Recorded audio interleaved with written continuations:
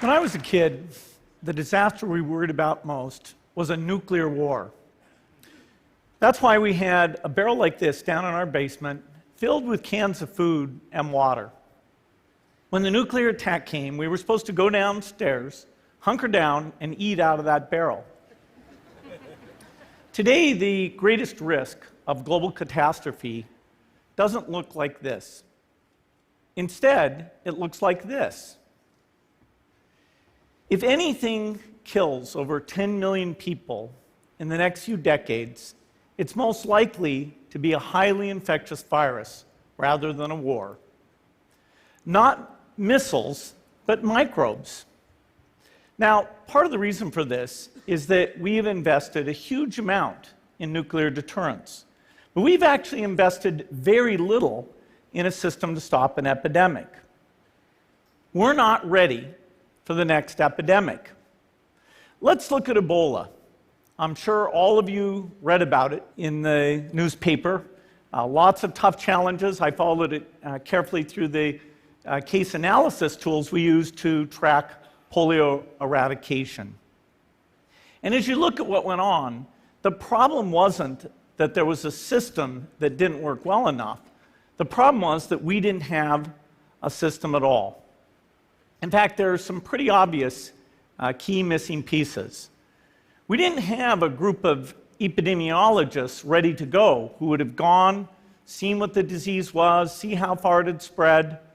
The case reports came in on paper. It was very delayed before they were put online, and they were extremely inaccurate. We didn't have a medical team ready to go. We didn't have a way of preparing people. Now, Médecins Sans Frontières did a great job orchestrating volunteers, but even so, we were far slower than we should have been getting the thousands of workers into these countries. And a large epidemic would require us to have hundreds of thousands of workers. There was no one there to look at treatment approaches, no one to look at the diagnostics, no one to figure out what tools should be used. As an example, we could have taken the blood of survivors, processed it, and put that plasma back in people to protect them. But that was never tried. So there was a lot that was missing, and these things are really a global failure. The WHO is funded to monitor epidemics, but not to do these things I talked about. Now in the movies, it's quite different. There's a group of handsome epidemiologists ready to go. They move in, they save the day, but that's just pure Hollywood. The failure to prepare could allow the next epidemic to be dramatically more devastating than Ebola. Let's look at the progression of Ebola over this year. About 10,000 people died, and nearly all were in the 3 West African countries. There's 3 reasons why it didn't spread more. The first is there was a lot of heroic work by the health workers. They found the people and they prevented more infections. The second is the nature of the virus. Ebola does not spread through the air.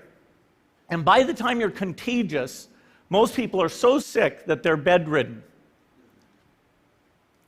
Third, it didn't get into many urban areas, and that was just luck.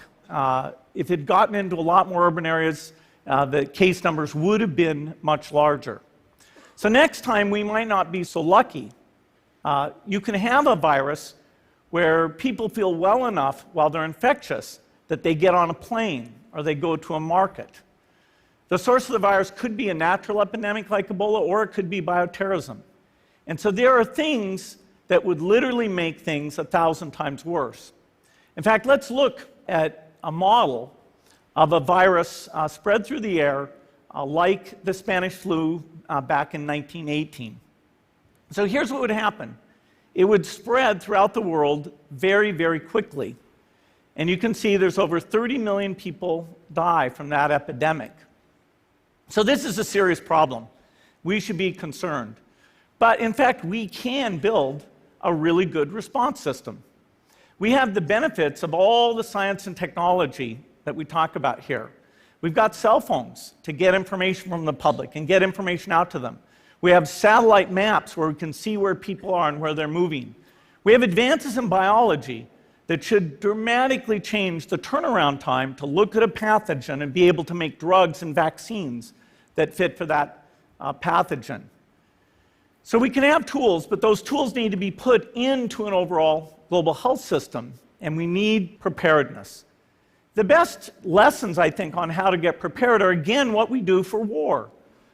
For soldiers, we have full-time waiting to go. We have reserves that can scale us up to large numbers. NATO has a mobile unit that can deploy very rapidly. NATO does a lot of war games to check, are people well trained? Do they understand about fuel and logistics and the same radio frequencies? So they are absolutely ready to go. So those are the kinds of things we need to deal with an epidemic. What are the key pieces? First is we need strong health systems in poor countries. That's where mothers can give birth safely, kids can get all their vaccines, but also where we'll see the outbreak very early on. We need a medical reserve corps, lots of people who've got the training and background who are ready to go with the expertise. And then we need to pair those medical people with the military, taking advantage of the military's ability to move fast, do logistics, and secure areas. We need to do simulations, germ games, not war games, so that we see where the holes are. The last time a germ game was done in the United States was back in 2001, and it didn't go so well. So far, the score is germs 1, people 0. Finally, we need lots of advanced R&D in areas of vaccines and diagnostics. There are some big breakthroughs, like adeno-associated virus, that could work very, very quickly.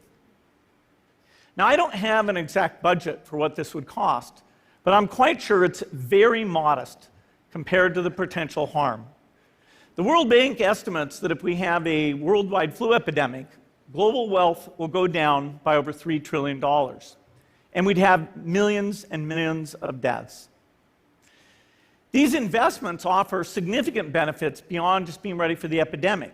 The primary health care, the R&D, those things would reduce global health equity and make the world more just as well as more safe. So I think this should absolutely be a priority. There's no need to panic. We don't have to hoard cans of spaghetti or go down into the basement, but we need to get going because time is not on our side. In fact, if there's one positive thing that can come out of the Ebola epidemic, it's that it can serve as an early warning, a wake-up call to get ready.